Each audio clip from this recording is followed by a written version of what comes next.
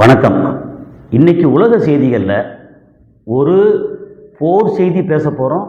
இன்னொன்று வந்து அரபு நாட்டு மக்களோட வாழ்க்கை முறை இருக்கு இல்லையா, அதை பற்றி கொஞ்சம் பேசுவோம். ஏன்னா நான் வந்து அரபு நாடுகளில் கிட்டத்தட்ட 15 வருடங்கள் அங்கே இருந்து அந்த மக்களோட நிறையா பழகி இருக்கேன், அதனால் தெரியும். ஸோ அது சம்மந்தமாக பேச போகிறேன். ஏன்னா எல்லா நேரமும் வந்து போர் செய்தியாகவே பேச முடியாது, அதுவும் கொஞ்சம் அடங்கிட்டு நிற்குது. அப்புறம் எல்லா நேரமும் ஓகே அரப்ஸ் வாழ்க, துபாய் வாழ்க, சவுதி வாழ்க, எல்லாம் அதெல்லாம் பேச முடியாது. என்ன நடக்குதோ அதை விருப்பு வெறுப்பு இல்லாமல் பேசணும் அப்படிங்கிறது தான். நான் கசாலி. இது சினிமா, உள்ளூர் அரசியல், உலக செய்திகள், சமுதாய கருத்துக்கள் அனைத்தையும் விருப்பு வெறுப்பு இல்லாமல், சார்பு இல்லாமல், தரவுகளோடு பேசக்கூடிய ஒரு சேனல். உங்களுடைய ஆதரவு, லைக் பட்டனை அழுத்தி சப்ஸ்கிரைப் செய்து ஆதரவு தாருங்கள். நன்றி. இப்போது முதல்ல நம்ம ஈரானோட போர் செய்தி அல்லது அங்கே இருக்கிற போருங்கிறத விட அங்கே இருக்கிற நிலைமை என்னன்னு ஒரு சின்ன இதை குட்டியாக பேசிடுவோம். இப்போது ரொம்ப முக்கியமாக அமெரிக்கா என்ன சொல்லிட்டாங்கன்னா, ஈரான் மேலே இப்போதைக்கு போர் தொடுக்கலை, நாங்கள் வந்து கவனமாக பார்த்துக்கிட்டு இருக்கோம் அப்படின்னு சொல்லிட்டாங்க. அதுதான் இன்றைக்கி இப்போ வரைக்கும் அவங்களுடைய ஸ்டாண்டு. ஆனால் அதே நேரத்தில் அவங்க நிறையா பேர் அங்கேருந்து எவாக்குவேட் பண்ணிகிட்ருக்காங்க. அதெல்லாம் நடந்துக்கிட்டே தான் இருக்குது. அப்போ எல்லாத்தையும் அவங்க அமெரிக்கா ஆட்களை வந்து எல்லாம் சேஃபாக எவாக்குவேட் பண்ணிட்டாங்கன்னா அதுக்கப்புறம் வெளியிலேருந்து ஒருவேளை அட்டாக் பண்ணலாம் அப்படின்னு ஒரு சூழல் இருக்குது. சரி, அது ஒரு பக்கம். அப்புறம் வந்து எவ்வளோ பேர் அங்கே இறந்து போயிருக்காங்க அப்படின்னா, ஒரு பக்கம் 2600, 3800 அப்படின்றாங்க, இன்னொரு பக்கம் 6000ன்றாங்க, இன்னொரு பக்கம் பார்த்தோன்னா 12000 பேர் வந்து இறந்து போயிருக்கதா சொல்கிறாங்க. இந்த கலவரத்துலேயும் ஈரான் அரசு அவங்க போராட்டக்காரர்களை கைது பண்ணி கொண்டு போய் மரண தண்டனை கொடுத்தது எல்லாம் சேர்த்து 12000 பேர் அப்படின்றாங்க. அவங்க கைது பண்ணது 18000 பேர்னாங்க, 25000 பேர் பக்கம்னு ஒன்று சொல்கிறாங்க. ஸோ போராட்டக்காரர்கள் அல்லது கலவரக்காரர்கள், அந்த போராட்டக்காரர்கள்ங்கிறது ஈரானோட மக்கள், கலவரக்காரர்கள் அப்படிங்கிறது ஈரான் மக்கள், மொசாட் அண்டு சிஐஏ இவங்களால் இயக்கப்படுபவர்கள். அவங்கள மட்டும்தான் குறி வச்சு எல்லாம் பிடிச்சி கைது பண்ணி மரண தண்டனை நிறையா கொடுத்துருக்காங்க. இப்போ வந்து கடந்த 2 நாளாக மரண தண்டனை நிறுத்தி வச்சுருக்காங்க. மரண தண்டனை கொடுத்தா நாங்கள் ஏர் ஸ்ட்ரைக் பண்ணுவோம் அப்படின்னு அமெரிக்கா சொல்லும்போது வெளியுறவுத்துறை அமைச்சர் வந்து சொல்லிட்டாரு, நாங்கள் வந்து மரண தண்டனை கொடுக்கல, நிறுத்தி வச்சுருக்காங்க. இப்போ பேச்சுவார்த்தை ஒரு மாதிரி அங்கே வந்து போய்கிட்டே இருக்குது. அப்புறம் இன்டர்நெட்டு டோட்டலாக அவுட் ஆயிடுச்சு. வழக்கம்போல் ஏற்கனவே நேரத்து என்ன கண்டிஷன் சொன்னோமோ அதே கண்டிஷன் தான். ஸ்டார்லிங்க் வந்து மொத்தத்துக்கு பறிமுதல் பண்ணிட்டாங்க. இன்டர்நெட் இல்லை. இன்னும் அவங்க கற்காலம்னு சொல்ல முடியாது, அது மாடர்ன் கற்காலம் அப்படி வேணால் சொல்லலாம், அதில் இருக்காங்க. அதுபோக யுனைடெட் நேஷன் ஐநாவில் ஈரானோட அமைச்சர் அவர் டீட்டெயில்டாக பேசியிருக்கிறாரு. அப்புறம் ரஷ்யா, சைனா, ஈரான் இவங்க எல்லாம் அமெரிக்கா மேலே குற்றஞ்சாட்டியிருக்காங்க, இவங்க தான் எல்லாம் பண்ணாங்கன்னு. அப்புறம் அமெரிக்காவை எதிர்த்து பேசுனது எல்லாம் நடந்துக்கிட்டே இருக்குது. கத்தார் ரொம்ப சீரியஸாக அமெரிக்காட்ட பேசி இங்கே அந்த டீஎஸ்கலேஷன் வந்து இந்த மாதிரி ஒரு பெரிய அளவுக்கு எரப்ட் ஆகாமல் ஸ்மூத்தாக சமாதானம் பண்ணிகிட்ருக்காங்க. இப்போது இன்றைக்கி 16/1/2026 சாயந்தரம் 6 மணி இந்த நேரத்தில் ஈரானில் அந்த போராட்டம் இன்னும் நடந்துக்கிட்டு இருக்குது. அது குறைஞ்சிருக்கு. ரொம்ப அது முழுசாக போயிடுச்சானா இல்லை, போராட்டம் எல்லா இடங்கள்லையும் நடந்துக்கிட்டு தான் இருக்குது. கொஞ்சம் டயர்டாக இருக்காங்க. அப்புறம் கலவரக்காரர்களை பிடிச்சிட்டு போனதுனால அது அவங்கள வந்து தூண்டி விடுறதுக்கு ஆட்கள் இல்லாமல் போராட்டம் வந்து கொஞ்சம் மட்டுப்படுத்தப்பட்டிருக்கு. ஆனால் இன்னும் போராட்டம் நடந்துக்கிட்டே இருக்குது. இது ஈரானோட இப்போதைய செய்தி. அடுத்து ரொம்ப முக்கியமாக சொல்ல வேண்டியது கடந்த ஒரு 11ஆம் தேதி, ஜனவரி 11ஆம் தேதி சவுதி அரேபியாவில் ஒரு வயதானவர் இறந்து போனார். அவர் பேர் வந்து நாசர் பின் ரேடான் அல் ராஷித் அல் வதேஹி அப்படின்னு பேர். ஏன்னா இப்போ வந்து பின் அப்படின்னா நாசர் அப்படின்னா அவர் பேர், பின் ராடான் அப்படிங்கிறவரோட மகன். அப்புறம் ராடான் யாருன்னா ராஷித்னு ஒருத்தரோட மகன், அந்த ராஷித்னா வதேஹி அப்படின்றவரோட மகன். அப்படித்தான் வரும். அரபு நாட்டில் மட்டும்தான் அப்படி வரும். முகமது பின் சல்மான் அப்படின்னா முகமது வந்து இப்போது அங்கே இருக்கிற ஆட்சியாளர், சவுதி அரேபியா ஆட்சியாளர். சல்மான் அப்படிங்கிறது அவரோட அப்பா. அந்த மாதிரி முகமது பின் சல்மான் எம்பிஎஸ். அப்போது இவர் வந்து நாசர் பின் ரடான் அல் ராஷித் அல் வதே. ஏன் இவ்வளோ தெளிவாக சொல்கிறோம், இதை சொல்கிறோம்னா, அவர் இறந்து போகும்போது இப்போ என்ன ஒரு 4-5 நாள் ஆச்சு. அவர் இறந்து போகும்போது அவரோட வயது 142. நம்ம வந்து 70 வயசு 80 வயசு அப்படிங்கிறதே ரொம்ப பெரும்பாடாக இருக்குது. சமீபத்தில் பார்த்தோம்னா நிறைய இன்ஜெக்ஷன் போட்டால் சொல்கிறாங்க, கொரோனா பிரச்சனைன்னு சொல்கிறாங்க, நிறையா சொல்கிறாங்க. ஒரு 40 வயசு 45 வயசுலலாம் நமக்கு ஹார்ட் அட்டாக் எக்கச்சக்கமாக வந்து நிறையா பேர் இறந்து போயிருக்காங்க.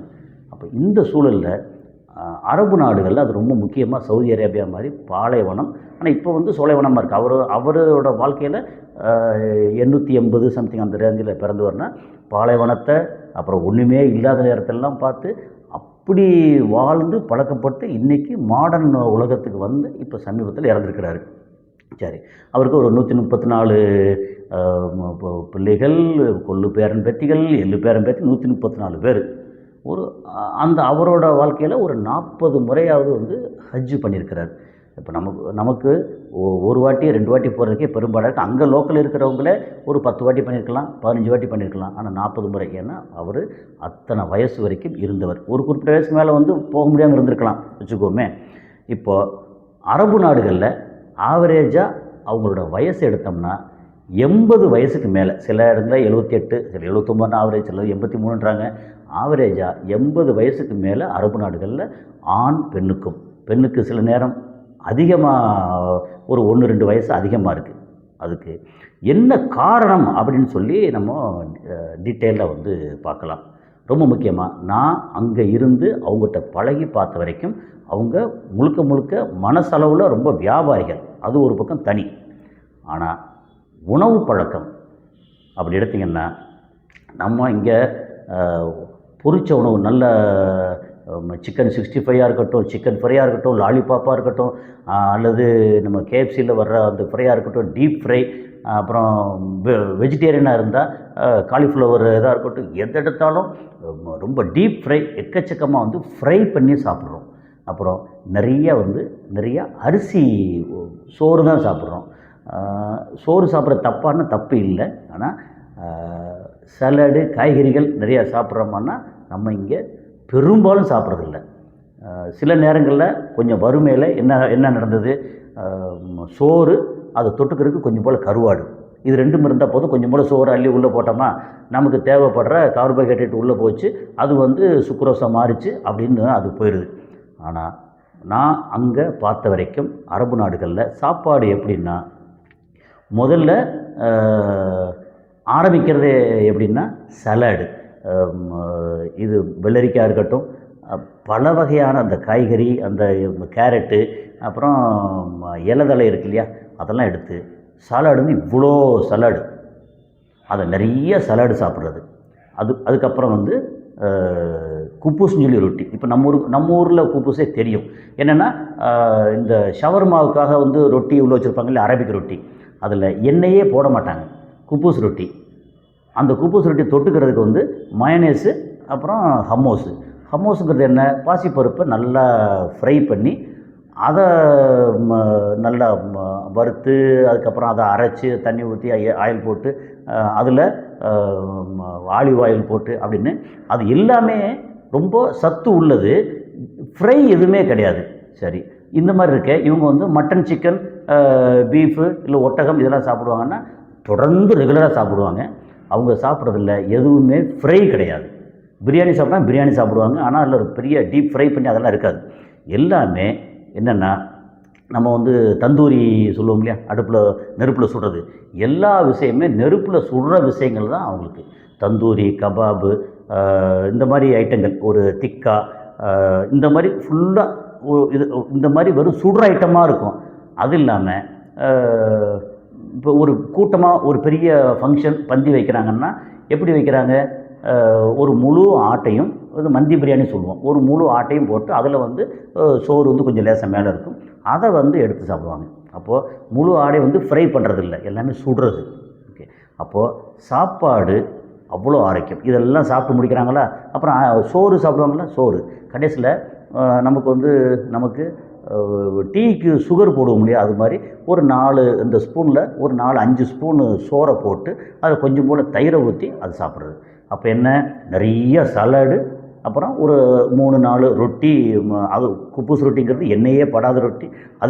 அதுக்கு ஒரு மைனஸு ஹம்மூஸ் அப்படின்னு சொல்லி அதுக்கு தொட்டுக்கிறதுக்கு ஆலிவ் ஆயிலு, அப்புறம் அந்த மாதிரி வினிகரில் போட்ட ஆலிவ், அந்த காய் அப்படின்னு எல்லாமே பயங்கர ரிச் ஃபுட்டு. பெரும்பாலும் அரப்ஸ் அப்படித்தான் சாப்பிட்றாங்க எல்லோரும். அப்படின்னா ஆல்மோஸ்ட் பெரும்பாலும் சாப்பாடு இது அப்படித்தான் இருக்குது. அப்புறம் சாப்பிட்டு முடித்த உடனே கடைசியாக காவா அப்படின்னு ஒரு டீ மாதிரி, அது எப்படின்னா மசாலா டீ. தேயிலை இருக்காது, எல்லாமே நம்மளுடைய ஸ்பைஸ் இருக்கு இல்லையா, ஸ்பைஸ் அண்ட் காண்டிமெண்ட்ஸ் அதெல்லாம் சேர்த்து போட்டு மொத்தமாக கொஞ்சம் போல இருக்கும். அது லேசாக ஒரு மடக்கை அந்த தக்கீலான்னு சொல்லுவாங்களா, அது மாதிரி லேசாக ஒரு மடக்கு குடித்தா பயங்கர கசப்பாக இருக்கும். அந்த கசப்பை போக்குறதுக்காக பேரிச்சம்பழம். ஏன்னா பேரிச்சம்பழம் வந்து அதில் உள்ள சத்துக்கள் எக்கச்சக்கமான சத்துக்கள், இரும்பு சத்தாக இருக்கட்டும், விட்டமின்ஸ் எல்லாம் பயங்கர சத்து. அது வந்து ஒரு 4-5 பேரிச்சம்பழம் சாப்பிட்டு ஒரு ஒட்டகப்பால் குடித்தோம்னா ஒரு நாளைக்கு 1.5 நாளைக்கு நம்ம சாப்பிடாமலே இருக்கலாம். அந்தளவுக்கு வந்து பசி தாங்கும். ஸோ இது வந்து 2-3 பேரிச்சம்பழம் அப்படின்னு சாப்பிட்றாங்களா. அப்போ மொத்த உணவு பழக்கம் இருக்குது. ஏன் இவ்வளோ விவரமாக சொல்கிறேன் அப்படின்னா, அங்கே இருந்து பார்க்கும்போது ரொம்ப ஆச்சரியப்பட்டிருக்கேன். இந்த மாதிரி ஆட்களுக்கு, இப்படி சாப்பிட்றவங்களுக்கு ரொம்ப முக்கியமாக ஆண்களுக்கும் பெண்களுக்கும் மூட்டு வலி வராது. ஏன்னா இந்த மாதிரி உணவு. அது போக கிட்டத்தட்ட 5 வேளை ப்ரேயர் பண்ணுறாங்களா. இது ப்ரேயர் வந்து நீங்கள் மதத்தை ஒரு பக்கம் தள்ளி வச்சுருங்க. இது மனிதனுக்கு தேவைப்படுற எக்ஸசைஸ். அப்படின்னு பார்த்தீங்கன்னா நிற்கிறது, குனிகிறது, அப்புறம் கீழே வந்து தரையில் நெத்தி படுற மாதிரி வந்து சஜிதாஞ்சலி அங்கே போகிறது, எழுச்சி உட்காடுறது, கழுத்தை திருப்புறது அப்படின்னு எடுத்திங்கன்னா முழுக்க ஒரு 2 ரக்காயத்து 4 ரக்காயத்து 2 வாட்டி எழுச்சி நிற்கிறது, 2 வாட்டி போகிறது அப்படின்னு இதெல்லாம் பார்த்திங்கன்னா இது ஒவ்வொரு வேளையிலும் அதிகாலை ஒரு சுப முகூர்த்தம் சொல்லுவாங்களே, அதிகாலை வேளையில், அப்புறம் மத்தியானம், சாயந்தரம், பொழுது அடையும் போது, அதுக்கப்புறம் இரவு 8 மணி 8:30 மணி அந்த ரேஞ்சில், அப்படி 5 வேளை தொழுகை. அப்போ குனிஞ்சு எந்திரிச்சு உட்காந்து நிமிர்ந்து அப்படிங்கும்போது அவங்களுக்கு மூட்டு, அந்த தசை, இது எல்லாமே வந்து ரொம்ப ரிலாக்ஸ் ஆகுதா. அப்போ அது ஒரு சரியான ஒரு எக்ஸசைஸ். அது போக அவங்களுக்கு வயசு அதிகமாக வர்றதுக்கு காரணம், அதாவது வாழ்நாள், வயசுங்கிறது வாழ்நாள் அதிகமாக வர்றதுக்கு முக்கியமான காரணம் வந்து அவங்க அந்த தன்னுடைய அப்பா, அம்மா, தாத்தா யாரையும் வந்து துச்சமாக மதிக்கிற, தூக்கி போடுறது இல்லை. அவங்க குடும்பமாக மொத்தமாக சேர்ந்து வாழ்கிறாங்க. அது ரொம்ப ரொம்ப முக்கியம். யங்ஸ்டர்ஸு நம்மளை வேணால் மற்ற நாட்டு மக்களை வேணால் வந்து துச்சமாக தூக்கி போட்டு ஒரு மாதிரி தேர்டு வேர்ல்டு ஒரு 3ஆம் தர நாட்டு மக்களை மாதிரி அவங்க மதிப்பாங்க ஒழிய, அவங்க வீட்டில் இருக்கிற அவங்க அப்பா, அம்மா, தாத்தா, பாட்டி, சொந்தக்காரங்க எல்லாத்தையும் அவ்வளோ மரியாதை கொடுத்து நடந்துக்குவாங்க. அப்புறம் வயசானவங்களை வந்து உடனே இதில் ஹோமில் விடுறது, அந்த வேலையே அங்கே இல்லை. எல்லாம் ஒன்றா தான் இருக்காங்க. இல்லை பக்கத்து இந்த வீடு இருக்கா, இந்த வீடு, இதில் அப்பா அம்மா இருக்காங்க, இங்கே வந்து மகன் இருக்கா, இப்படி இந்த மாதிரி வந்து ஒன்றா வாழ்கிறாங்க. ஏதாவது ஒரு பிரச்சனைனா பேசி தீர்த்துக்கிறாங்க ஒருத்தருக்கு ஒருத்தர். அந்த மாதிரி ஒரு சிஸ்டம். அதாவது நம்ம அரபு நாட்டில் வந்து கெட்டது மட்டுமே பேசின அவசியம் இல்லை, சில நல்ல விஷயங்கள் இருக்கா. இப்போது நம்ம யோசிப்போம், 80 வயசை தாண்டி வந்து ஆவரேஜ் வயசு அப்படின்னா 100 வயசு 90 வயசில் சாதாரணமாக இருக்காங்களே. ஜப்பான் அதே மாதிரி இருக்காங்க. அப்போது அரபு நாடு வந்து நான் போய் பார்த்து அங்கே பழகும்போது முக்கியமான காரணம் என்ன தோணுச்சு, சாப்பாடு தோணுச்சு. அது போக நம்ம டென்ஷனை வந்து பகிர்ந்துக்கிறதுக்கு ஒரு உறவு. அப்போது ஒரு பெஸ்ட்டு உறவு யாராக இருக்க முடியும்? கணவனுக்கு மனைவி, மனைவிக்கு கணவன், சித்தப்பா, பெரியப்பா, அப்பா, அம்மா, தாத்தா, பாட்டி, பசங்க அப்படின்னு இந்த உறவு வந்து அவங்க ரொம்ப பேணி காக்குறாங்க. அதனால் அவங்களுக்கான டென்ஷன் வந்து குறையுது. அப்படியே ஆணோ பெண்ணோ, கணவன் மனைவி, அவங்களுக்கான உறவு, உறவு, அது ரெண்டும் ரொம்ப திருப்தியாக எப்போ யாருக்கு கிடைக்குதோ அவங்களுக்கு லைஃப் வந்து ரொம்ப லாங்காக இருக்கும். ஹார்ட் அட்டாக் வராது, ப்ரெஷர் இருக்காது. அது போக வந்து உடல் உபாதைகள் இருக்குல்ல, அதெல்லாம் ரொம்ப குறைவாக இருக்கும். அந்த கணவன் மனைவி உறவு சீர்படலை, நல்லா இல்லைன்னா இது அத்தனையும் வந்து சேரும். அப்புறம் உள் மனசில் எல்லாமே இந்த மாதிரி ஒரு விரக்தி, இதெல்லாம் வந்து எதை பார்த்தாலும் வந்து தவறாக தோணும். சரி, அங்கே இந்த மாதிரி வெறும் சுட்ட மாமிசங்களாக தான் சாப்பிட்றாங்களே, பொரிச்ச உணவே இல்லையா அப்படின்னா, அங்கேயும் KFC இருக்குது, பர்கர் இருக்குது, பொரிச்ச உணவு இருக்குது. ஆனால் அதை வந்து எப்பயாவது சாப்பிட்றாங்களே ஒழிய, நம்ம ஆட்கள் அங்கே நிறையா சாப்பிடுவாங்க. ஆனால் அவங்க சாப்பிட்றது எப்பயாவது சாப்பிட்றாங்க ஒழிய, அவங்க அதிகமாக விரும்பி சாப்பிட்றது சுட்ட மாமிசங்களை மட்டும்தான். ஸோ இந்த பகுதியில் வந்து எனக்கு சொல்லணும்னு தோணுச்சு. ஏன்னா ஒரு விஷயத்தை பார்க்கும்போது ஒருத்தர் 142 வயசில் இப்போ இறந்துருக்காரு. அப்போ ஒருத்தர் மட்டும்தான் அப்படின்னா இல்லை. அங்கே 142ல் வேறு ஆள் இல்லை வச்சுக்கோமே. ஆனால் ஆவரேஜ் வயசு 80க்கு மேலே, 100 வயசுலாம் சாதாரணமாக இருக்காங்க. அதுக்கு என்ன காரணம்னு ஏற்கனவே அங்கே இருக்கும்போதே நிறைய டிஸ்கஸ் பண்ணியிருக்கோம். அதை வந்து சொல்லணும்னு தோணுச்சு. ஸோ இப்போ நம்ம வெறும் போர் சூழல், மக்கள் அவதி, அங்கே பசி பஞ்சம் அப்படின்னு சொல்லி இதெல்லாத்தையும் பேசுகிறதோடு சேர்த்து அந்த மக்களோட வாழ்க்கை முறை, அவங்களுடைய லைஃப் ஸ்பேன், வாழ்நாளை வந்து எப்படி நீட்டிக்குது அப்படின்னு எனக்கு சொல்ல தோணுச்சு. அதனால் அதை ரொம்ப ரொம்ப எப்படின்னா ஆர்வமாக பகிர நினச்சேன். அடுத்து ஒரு காணொலியில் சந்திப்போம். நன்றி.